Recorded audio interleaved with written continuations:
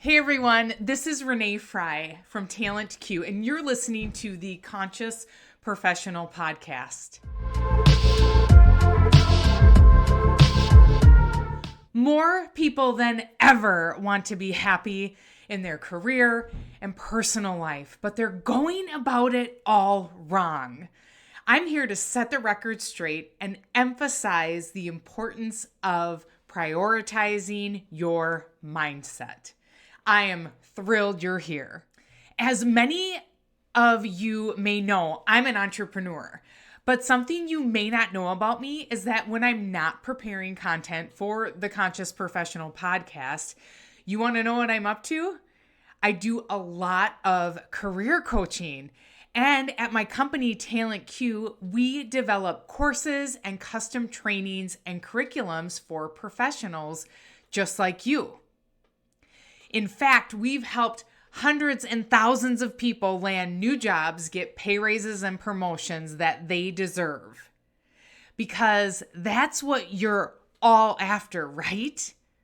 Getting paid for your value and being in a job that makes you want to jump out of bed in the morning. And right now, we are working on my 6th course called Focus. That is a complete guide to finding your next career opportunity. Because after talking with hundreds of professionals, I've realized that time is always of the essence when you're in search of a new opportunity. Whether you got let go, you have a terrible boss, you aren't getting paid your value, what you're worth, or you're looking to excel in your career, I know you're eager to move on, which is exactly why I pared down my new course Focus into exactly what you need to know to propel yourself into your next career opportunity as fast as possible.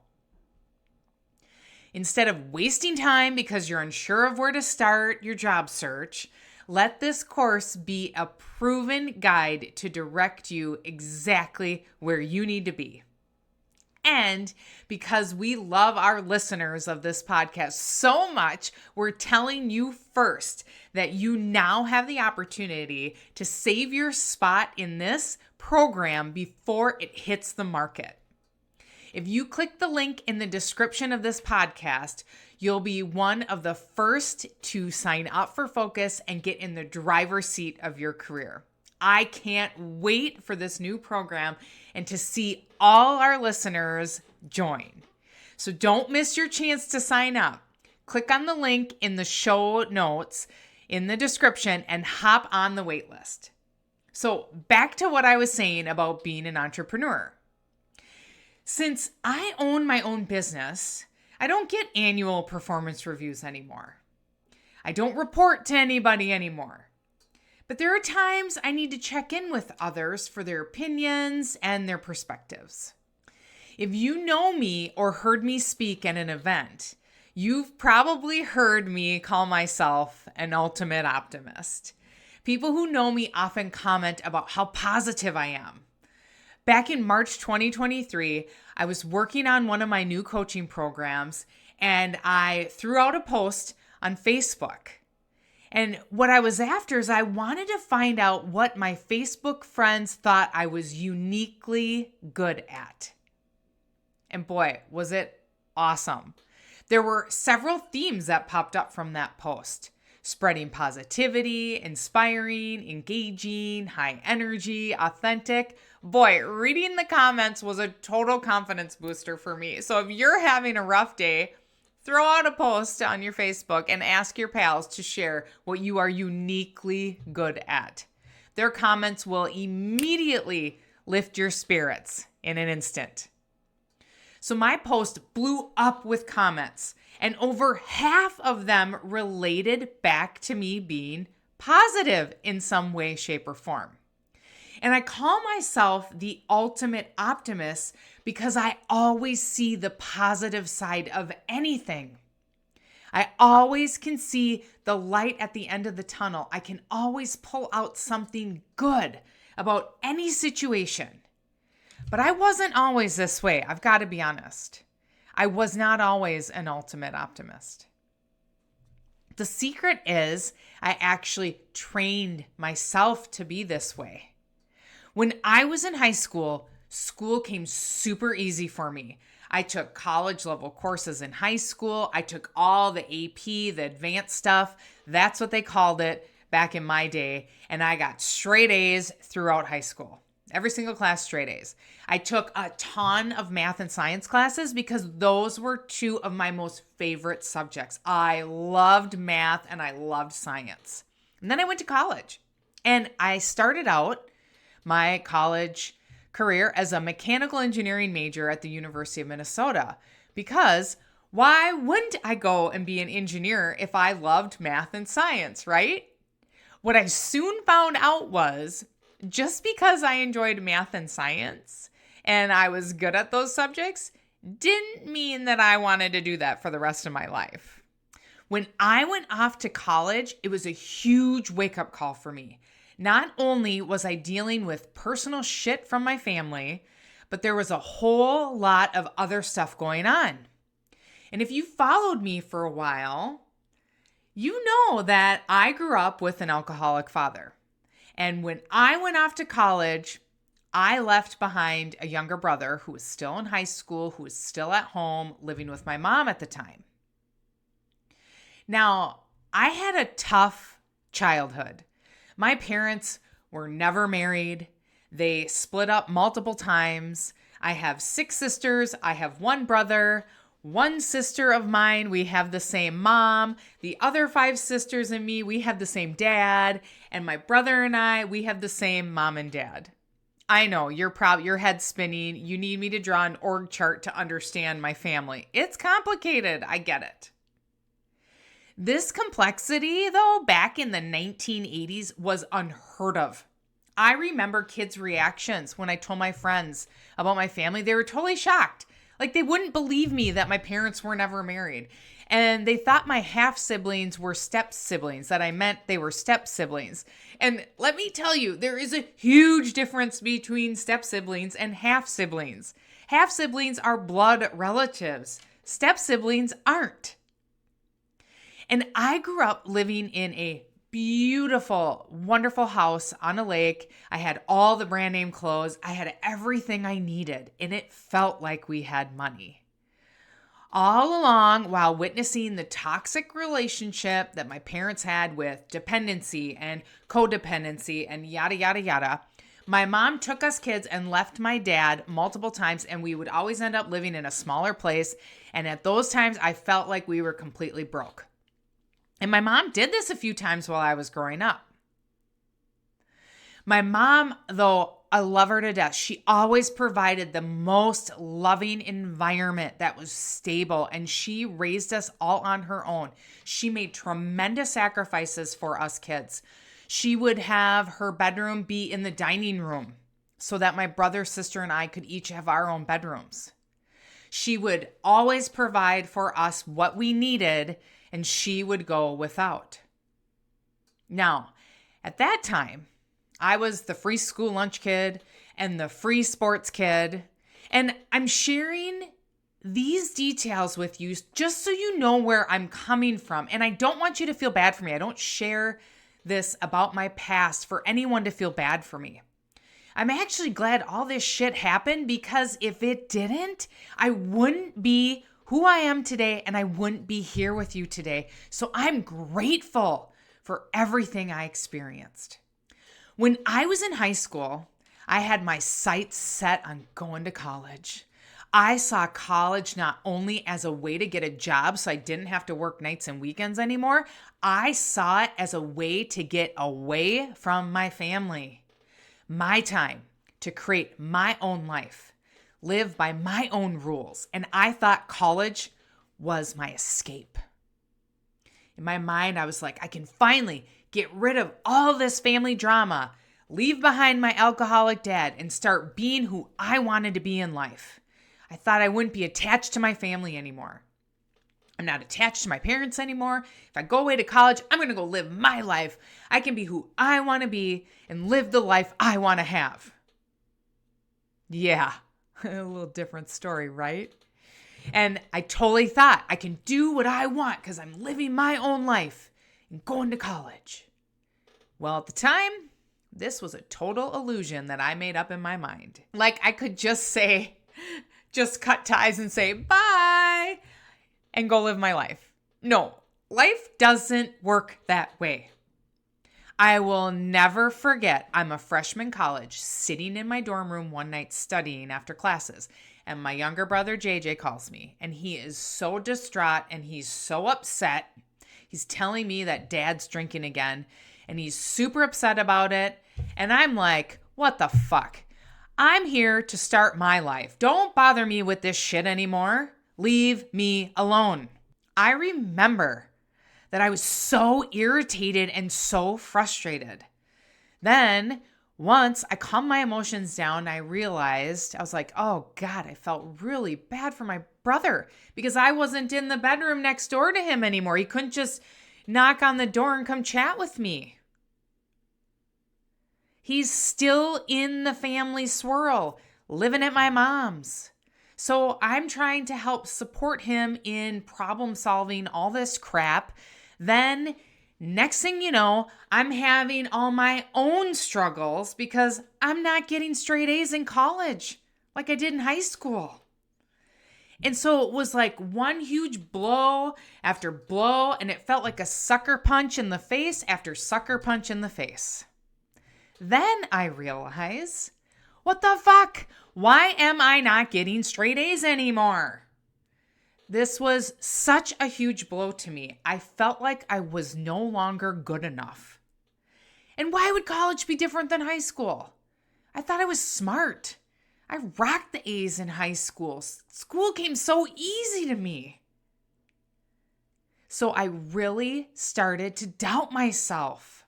And what I realized was I was hell-bent on being perfect. And there's more shit that comes along with that, along with an eating disorder of anorexia that I had in high school, which I think stemmed from me trying to be in control of something since I didn't feel in control over my family life. But we're not going to talk about that in this episode. But all of these perfectionist tendencies came with me in my backpack that I carried with me right into college. This happened so many years ago now, I actually don't even remember how I brought it up with my mom, but I brought it up to her somehow that I needed help. I needed outside help. And so she got me hooked up with a psychologist. And ironically, it was the same psychologist that we had seen before as a family, as little kid. When I was little, my brother, sister, and me, little kids, we saw her without my dad. My mom brought us to see her a couple times because she was so concerned about what was happening to us through all this transition. And she wanted to help support us with all this shit going on with my family, the stuff with my dad. And the psychologist was also fluent in American Sign Language, which was really super important because my mom is deaf. And so that's how we speak with her, and through American Sign Language. So now as a freshman in college, I was going to go see the psychologist again, but one-on-one by myself. And I felt like I was going to be in great hands because I remember meeting her before and working out some of the crap I felt with my parents' relationship issues. And I felt really comfortable with her. So fast forward, and I have my first meeting with her alone. And we're talking about my desire to be perfect. And I know I used to be type A. I mean, I was type triple A. And there were times when my desire to achieve was off the charts. I was extremely competitive. I always wanted to be the best. And to be honest, I have no idea where that desire came from inside of me. If it was because I was constantly trying to get attention from my alcoholic dad who never paid attention to me. Was it like, look at me. I'm perfect over here, getting straight A's. I know that's why I excelled in school. Because the second my parents split up, that's when I started to get all A's in school. I focused all my pent-up frustration into my schoolwork. So with all that baggage, I go see this counselor and I try to get some help. There are several books that I feel truly, truly were so pivotal in my life that changed my life. And I'm going to start sharing these books with you because if it could have that of a profound effect on me, I know it can have that much of a profound impact on some of you, which is why I always share any resource that I have freely. I share tips and tricks, and I share them freely because I want everyone to live their most fulfilling life possible. If something has helped me, it certainly will help another person. I want everyone who is stuck to get unstuck. If they're stuck, I want them to deal with their shit from their childhood and deal with their negative self-talk and deal with their limiting beliefs so they can move past them and be an extraordinary human being who is living the life of their dreams. That's what I want for everybody. Truly, truly, truly want for all of you. So the psychologist in one of our very first meetings recommended a book to me, and I was all ears. You know I'm a great student, and I'm going to study the shit out of it. This book is one of the books that totally changed my life. I attribute my ultimate optimism to this book, and the book she recommended is called Feeling Good, The New Mood Therapy by Dr. David Burns. The tagline of the book on the cover says, the clinically proven drug-free treatment for depression. And I actually still have it. If you're watching on video, you can see me. The pages are getting discolored. The title couldn't be more fitting. If you read it and go through the exercises and take action, you will feel good. Oh my gosh, I have bought this book for so many people. I used to tell everyone about it, and I used to give it to people all the time and hand it out freely. This was my first foray into mindset, changing my thoughts and beliefs all about cognitive psychology principles. Later, the author created a workbook that went along with his book that I bought, that I have here too. This is a book you can refer to and keep referring to for your whole life. The workbook is called the Feeling Good Handbook, and it covers understanding and changing how you feel, teaches you how to change your mood, depression, building self-esteem, dealing with anxiety, fears, phobias, and relationships. It's all about cognitive psychology, how you frame your thoughts and change your thoughts, and it dives really deep. There are activities for you to do. There are also examples from the author's clients who he has worked with, and it is totally incredible. Even though at this time in my life, I didn't think I was depressed, everything in this book hit home for me. I honestly believe that this book had a profound impact on me, being the ultimate optimist that I am, and it all started after I read this book while I was in college. And that was eons ago. For those of you who have been following me, I'm sure you can tell I'm super high energy. I'm always gesturing. I'm smiling a lot. I'm super high energy, and this is real. This is who I am. But I don't believe I was always super high energy. I actually believe I became this way over time. And I'm sharing all of this with you because you can change who you are at any time, at any moment. If you make a decision to change your identity, if you want to be somebody else, you can at any time. You can make it so if you follow through and act and believe like the person you want to become, you can become it. I have heard so many people say to me, I wish I had your energy, Renee. And my response to them is always, you can have my energy. Then they look at me a little sideways. They don't believe it for themselves. but they truly could have high energy if they wanted to. I believe energy is a mindset and energy is a habit. Whether you're high energy or not, it's you deciding to be and act one way or the other. If you decide you want to have high energy or not. I know I can look back and say, I did this through digging deep with the psychologist in our one-on-one meetings and using the Feeling Good book. I developed a shift in my beliefs, and through what I learned about cognitive psychology, I was able to create a new identity that created more and more positivity that I now have in my life. And I just keep growing and growing and building on it. And I continuously see everything in the world in a positive light. To become the ultimate optimist that I am, it did not happen overnight. It took months and months and months. It took tons of self-evaluation, tons of practice, working through issues, working through my thoughts, working through my beliefs. Getting real with myself about the negative thoughts I was having. The author has a triple column technique, which involves a lot of psychology terms.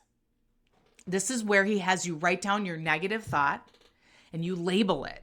And there are 10 different categories of cognitive distortion to choose from. Yes, psychology, mumbo jumbo.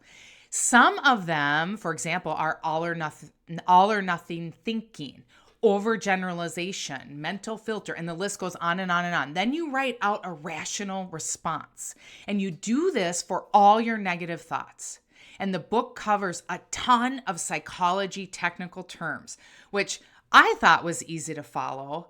But this book, Feeling Good, was my first experience with learning how to change my thoughts. And what this book did for me was to have an incredibly positive outlook on anything. It allowed me to see a bad situation differently. It allowed me to grow as a person. I was happier. I had better relationships. I was performing better at work. Don't get me wrong. I still have shit and circumstances that pop up in my life just like we all do. But how I perceive them and how I handle them is from a positive angle. So I encourage all of you to get your hands on this book. And I'll have it linked in the show notes as well. And you'll start to see incredible shifts in your mindset. One book could be all it takes for you to completely see your life in a different light. I've seen an incredible transformation in my life, and so can you. So the key points from today's episode are: you can change who you are at any time, at any moment. Your past self doesn't have to define who your future self is. Your life changes when you choose to make a new decision of who you want to be. Thanks so much for listening, everyone. Share this episode with someone you love and go make one change to be better than you were yesterday. Live your life with intention. I believe in you. I'm on a mission to help as many people as possible. So if you would, please hit the follow button so we can grow our community of conscious professionals. Whether you're listening on Spotify or Apple Podcasts, you can find the button at the top of the page. See you next week, everyone. Cheers.